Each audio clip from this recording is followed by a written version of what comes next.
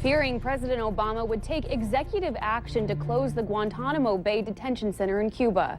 Congress took steps to make sure the president must go through them if he plans to shut down the facility, and they set a deadline for him to submit his proposal. Today is the deadline, and President Obama unveiled his plans publicly. Mark Albert is at the White House with more details. President Obama announced his latest proposal to fulfill a campaign promise and close the detention facility at Guantanamo Bay in Cuba.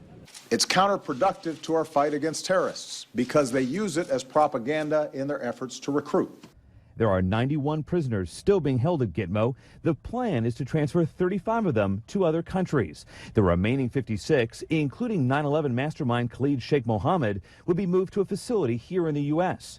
The administration is looking at 13 different locations, including existing prisons in South Carolina, Kansas, and Colorado. I don't want to pass this problem on to the next president, whoever it is.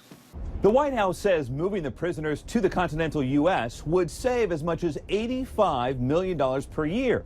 But it will take a one-time cost of up to $475 million to implement the plan, which means getting the approval of Congress. And that appears unlikely. It would be illegal under current law to transfer foreign terrorists at Guantanamo into the United States. Congressman Mac Thornberry, the chairman of the House Armed Services Committee, called this more of a PR move than a real plan to work with Congress. But he cracked the door a bit when he told WMAV radio that it's not impossible to shut down Gitmo and that he's willing to hold a hearing on the details of the president's proposal. The White House is urging Congress to act quickly. Mark Albert for CBS News, the White House. Speaker of the House Paul Ryan issued a statement saying the president's failed to include details required by law, including the exact cost and location of an alternate facility.